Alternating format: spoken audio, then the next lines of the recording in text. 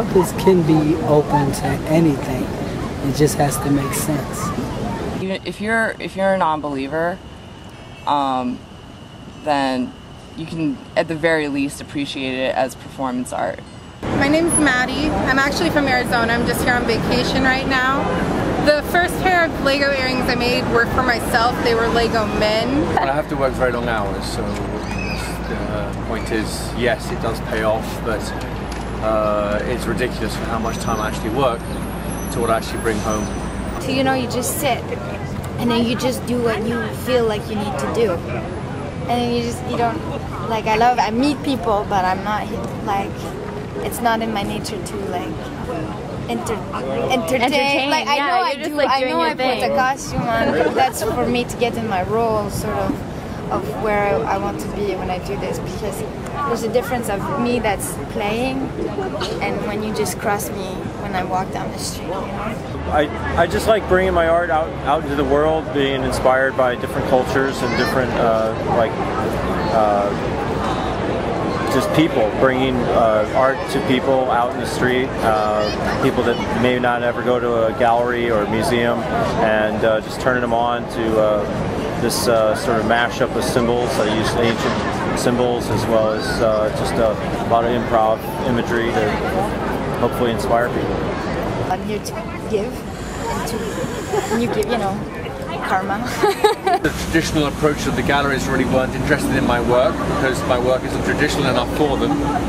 The few galleries I saw found my work too commercial. I don't know what that means. Yeah, it's a very strange thing to say. But perhaps they mean that I'm doing too much myself and that intimidates them to do actually something themselves. You get some weirdos. I mean, you get some weird interactions, people that you want to brush off, but you don't know how, because they're like, you're doing your thing and then they're talking and you don't feel comfortable in their presence, and they just keep on talking and talking, and you don't want to be rude, you don't want to be like, please leave, you're making me uncomfortable.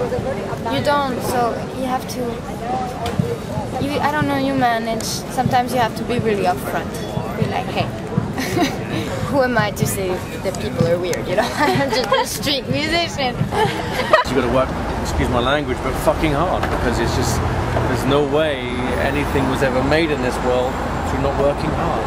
Everything is a struggle, and get used to it, because this is the way it is. And being an artist is even worse than a lot of other professions where you can get paid a salary. There is no salary.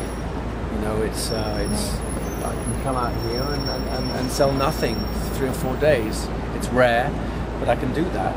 And so, I mean, I mean, for what I do here isn't really set for everybody, because it's not easy. I mean, not only am I producing the work from scratch with original concepts, but also I've got a selling hat that I have to put on. I've got an organizing hat that I have to put on for the taxes, the accounts, the accountant. I have to spend time putting the orders together for the website, because they can't go out if they're not on time. Then if they don't go out on time, then people complain, and that's no good. Right. So you have to be a real businessman in the way that when you say you're going to do something, you do it. Someone wants something, you're going to do it, and you've got to know your prices very quickly.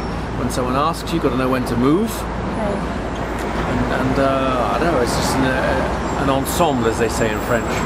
I came to Washington Square just to busk for one time. And I was like, wait a second.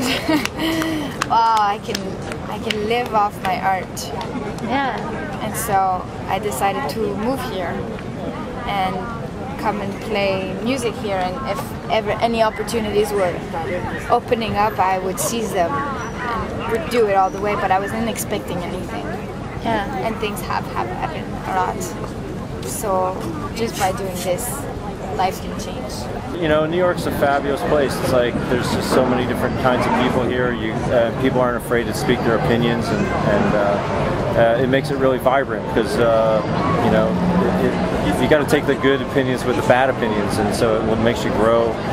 It's a challenging place to live, and I think it's just it brings out the best in people. Sometimes the worst, but you know, Yeah. that's life. I truly believe what I'm doing is real, and I believe in divination, and I believe in magic, because ultimately all magic is a form of synthesis. And you know, if people in the 16th century saw the way we live, they would think we're fucking Harry Potter. So that's where I'm at. Yeah, who you are and how people perceive you can just be a sort of a detail, because you have to stay. Yeah, you have to be one. You're one. You're not two people. You're not three.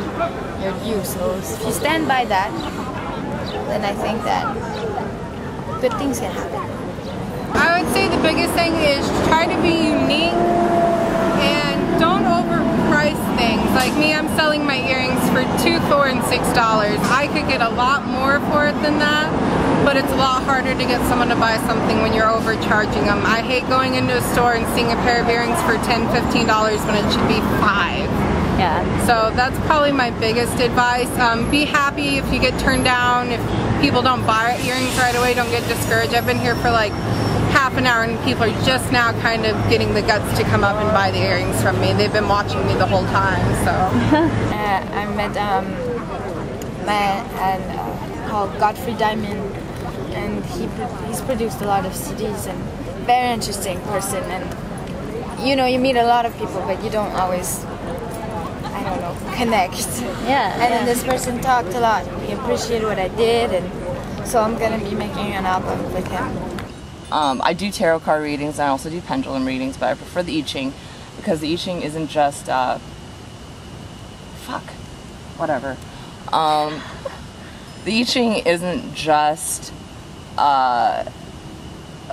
telling you what the future is going to be and giving you images of the future. It also gives you a judgment and a way out. So your first hexagram is limitation. It's pretty much exactly how it sounds. I mean, it's a hexagram based on the limits that you set for yourself. Have you ever read the book Letters to a Young Poet? I've read parts of it. Okay, well, the first letter, you know, talks about a lot of things, but in the first letter, it talks about how the art is when you're, I don't know, I don't want to say this, but truly in your soul you are an artist, is that it's essential to your being. You know, you're ready to sacrifice. Yeah. But at the same time, it's not sacrifice because it's all for this. So, you know, I was in a relationship before I came here, and it ended because I said he couldn't accept that for me there was music, and then someone who wants to accompany me in my life whatsoever. Yeah. But until that, I cannot be with someone who doesn't see that. Well, I think for you know, for artists starting out, I think it's important to know who you are as a person, and to know yourself. And when you know yourself well enough, you can then express your feelings, your thoughts, your ideas in a much clearer way to the world. And then when you're in touch with yourself, then it resonates, and then people recognize that resonance, and then it shows through your work, and people connect to that because they're connecting to you ultimately.